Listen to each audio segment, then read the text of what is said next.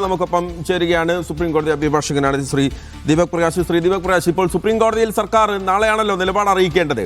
അപ്പോൾ അത് രേഖാമൂലം നൽകുകയും വേണം. ഈ അടുത്ത മാസം മുതൽ 9 അംഗ ബെഞ്ച് ഇതിന് പുനഃപരിശോധന ഒരു സാധ്യത പരിഹരിക്കാനുള്ള ഒരു സാധ്യത തേടുന്നുണ്ടായിരുന്നു. അപ്പോൾ സർക്കാരിന്റെ നിലപാട് കോടതിയിൽ നാളെ രേഖാമൂലം അറിയിച്ചു കഴിഞ്ഞാൽ പിന്നോട്ട് പോയി എന്നുള്ളത് ഉറപ്പിച്ച് പറയാനാകും. അപ്പോൾ അത് ഏത് തരത്തിലാണത് നിയമ വ്യവഹാരങ്ങളിൽ സർക്കാരിന് തിരിച്ചടി ഉണ്ടാവുക? നമ്മൾ കുറെ കാലമായിട്ട് ഈ ഒരു വിഷയം വളരെ ഗൗരവമായി ചർച്ച ചെയ്തുകൊണ്ടിരിക്കുന്ന വിഷയമാണ്. പക്ഷെ ഇതില് നമ്മൾ വ്യക്തമായി ഇത് പരിശോധിച്ചു കഴിഞ്ഞാൽ ഈ ഒരു വിഷയത്തെ ഭക്തിയുടെയോ അല്ലെങ്കിൽ ആളുകളുടെ വിശ്വാസത്തിന്റെ ഭാഗമല്ലാതെ രാഷ്ട്രീയമായിട്ട് വളരെ നന്നായി ഉപയോഗിക്കുകയും രാഷ്ട്രീയ നേതൃത്വങ്ങൾക്ക് വേണ്ടി വിവിധ രാഷ്ട്രീയ പാർട്ടികൾ അത് ഉപയോഗിക്കുന്ന രീതിയിലും, പ്രത്യേകിച്ച് ഒരു പാർട്ടിയെ കുറ്റപ്പെടുത്തുക മറ്റൊരു പാർട്ടി അത് ഉപയോഗപ്പെടുന്ന രീതിയിൽ മറ്റു പാർട്ടികൾ ആ രീതിയിലേക്ക് ഈ കാര്യങ്ങൾ പോകുന്ന ഒരു അവസ്ഥയിൽ ഒരു മാറ്റം വരുത്താൻ സർക്കാർ തീരുമാനിച്ചത് ഭൂരിപക്ഷം ആയിട്ടുള്ള ആളുകളുടെ ഒരു റിക്വസ്റ്റിന്റെ ഭാഗമാകുമെന്നാണ് ഞാൻ കാണുന്നത്. കാരണം ഫണ്ടമെന്റൽ റൈറ്റ് ആണ് എന്ന് കോടതി പറഞ്ഞ ആ സമയത്ത് ഗവൺമെന്റ് എടുക്കേണ്ട നിലപാട് കോടതി എടുത്തിരുന്നു. അത് സർക്കാർ എടുക്കേണ്ട ആ കാലത്ത് സർക്കാരിന് കിട്ടിയ ഉപദേശപ്രകാരം ചെയ്തു. ഇപ്പോൾ ഇത്രത്തോളം മാറ്റങ്ങൾ വന്ന സ്ഥിതിക്ക്, ഇത്രത്തോളം ആളുകൾ ഇതിനെ എതിർത്ത സ്ഥിതിക്ക് സർക്കാരിന്റെ ദേവസ്വം ബോർഡും വീണ്ടും അതിനെക്കുറിച്ച് വിശകലനം നടത്തി ഒരു മാറ്റം വരുത്തി എന്നുണ്ടെങ്കിൽ അത് ജനങ്ങളുടെ വികാരത്തോടൊപ്പമാണ്. ഇതിലൊരു പ്രധാനപ്പെട്ട കാര്യം, ഇപ്പോൾ സുപ്രീം കോടതി ഇതിൽ കക്ഷി ആയവരോടൊക്കെ രേഖാമൂലം അറിയിക്കണമെന്ന് പറഞ്ഞപ്പോഴാണല്ലോ സർക്കാർ ഒരു നിലപാട് ഇപ്പോൾ തിരുത്തിക്കൊണ്ട് പറയാൻ പോകുന്നത്. അതും ഒരു തെരഞ്ഞെടുപ്പ് മുന്നിൽ വരുമ്പോൾ എന്തുകൊണ്ട് ഈ കഴിഞ്ഞ കാലയളവുണ്ടല്ലോ 2019 ശേഷം ഇങ്ങോട്ടുള്ള 6-7 വർഷമുണ്ട്, ഇതിനിടയിൽ ഒരു മനമാറ്റം ഉണ്ടായിട്ടില്ല ആ സമയത്ത്?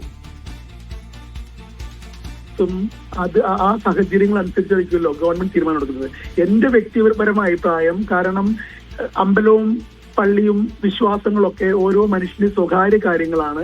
അത് സ്വകാര്യ കാര്യങ്ങളാകുന്ന സ്ഥിതിക്ക് അതിലേക്ക് വിടുകയും സർക്കാർ എന്ന രീതിയിൽ ഒരു തീരുമാനം എടുക്കാതിരിക്കുന്നതായിരിക്കും എനിക്ക് തോന്നുന്നത്. കാരണം ഭക്തി ആളുകളുടെ വിശ്വാസത്തിന്റെ പ്രശ്നം അവരുടെ ഉള്ളിലുള്ള കാര്യങ്ങളാണ്. അതിലേക്ക് എന്തെങ്കിലും ഒരു തടസ്സം വരുന്ന രീതിയിലേക്ക് ഒരു കാര്യങ്ങൾ ചെയ്യുന്നത് എത്രത്തോളം, കാരണം ഭക്തി ഉണ്ടോ ഇല്ലയോ എന്തൊക്കെയാണെന്നൊക്കെ വിശ്വാസം അവരുടെ കാര്യങ്ങളല്ലേ. അത് ഭൂരിഭാഗം ആളുകൾ പറയുന്നിടത്ത് സർക്കാർ നിൽക്കുന്നതിൽ തെറ്റില്ല എന്നാണ് കാണുന്നത്. പക്ഷെ എന്റെ വിശ്വാസം, എന്റെ അഭിപ്രായ പ്രകാരം സർക്കാർ ഈ നിലപാട് തിരുത്തേണ്ട ആവശ്യമുണ്ടായിരുന്നില്ല. സർക്കാർ നിൽക്കേണ്ടത് ജനങ്ങളുടെ കൂടെയാണ്, ശരിയുടെ കൂടെയാണ്. അതായത് സുപ്രീം കോടതിയുടെ ഒരു ഭരണഘടനാ ബെഞ്ച് എടുത്ത ഒരു തീരുമാനത്തിന് കൂടെ ചേർന്ന് നിൽക്കുക സർക്കാർ ചെയ്യേണ്ടത്. പക്ഷേ ഇത് രാഷ്ട്രീയമായി ഉപയോഗിച്ചത് കൊണ്ടും അവരെ കുറിച്ച് വളരെ വിശദമായി ചർച്ച നടത്തിയിട്ടുണ്ട്. അപ്പൊ ഞാൻ നേരത്തെ പറഞ്ഞു, വെള്ളാപ്പള്ളി നടേശൻ പോലെയുള്ള ആളുകൾ, NSSന്റെ ആളുകളൊക്കെ പറഞ്ഞ കാര്യങ്ങൾ ഭൂരിഭാഗം ആളുകൾക്കും ഇതാണ് നിലപാടെങ്കിൽ സർക്കാർ ആ നിലപാടിന്റെ കൂടെ നിൽക്കുകയാണ് നല്ലതെന്ന് തീരുമാനിച്ചിട്ടുണ്ടെങ്കിൽ അതിന് കുറ്റം പറയാൻ കഴിയില്ല. നമ്മൾക്ക് എല്ലാവർക്കും നമ്മുടേതായിട്ടുള്ള വ്യക്തമായിട്ടുള്ള കാഴ്ചപ്പാടുകളുണ്ട്. ഞാൻ എന്റെ കാഴ്ചപ്പാട് പറഞ്ഞു കഴിഞ്ഞു. കാരണം ഇതൊരു മൗലിക അവകാശമാണ്, അത് സുപ്രീം കോടതി കണ്ടെത്തിയാണ്. ഒരു സുപ്രീം കോടതി അഭിഭാഷകൻ എന്ന നിലയ്ക്ക് അത് കാത്തു സൂക്ഷിക്കണമെന്ന് മാത്രമേ എനിക്ക് അഭിപ്രായപ്പെടാൻ കഴിയുള്ളൂ. പക്ഷെ സർക്കാർ നിലപാടിന് എതിരാണെന്ന് പറയാൻ കഴിയില്ല. കാരണം ഭൂരിപക്ഷത്തിന്റെ കൂടെ നിൽക്കുക എന്നുള്ളതാണ് സർക്കാരിന്റെ രീതി പലപ്പോഴും ഉണ്ടാവുക. സ്വാഭാവികമായി കോടതിയുടെ മുന്നിൽ വരുമ്പോൾ നിങ്ങൾ അന്നൊരു സത്യവാങ്മൂലം തന്നല്ലോ, അതിൽ യുവതികളെ പ്രവേശിപ്പിക്കേണ്ടതില്ല എന്ന് ഉറപ്പിച്ച് പറയുന്നുണ്ട്.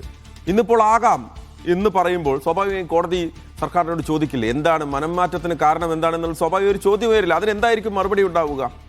അല്ല, ഇത് ഈ കേസുമായി ബന്ധപ്പെട്ട് വളരെ പ്രധാനപ്പെട്ട നിയമവിദഗ്ധന്മാരും ആലോചിച്ച് ഒരു തീരുമാനം എടുത്തിട്ടുണ്ടാവുക. കാരണം ഒരു ദിവസത്തിന്റെ ഉള്ളിൽ അത് പറയില്ലല്ലോ. കാരണം വ്യക്തമായി തന്നെ ഡീറ്റെയിൽഡ് ആയിട്ട് ഡിസിഷൻ എടുത്ത് നിയമവിദഗ്ധരുമായി ആലോചിച്ച് എല്ലാ കൂടിയാലും നടത്തിയ ശേഷം എടുത്തിട്ടുണ്ടാവും. വ്യക്തമായി സർക്കാരിന്റെ കാരണം കണ്ടെത്തിയിട്ടുണ്ടാവും.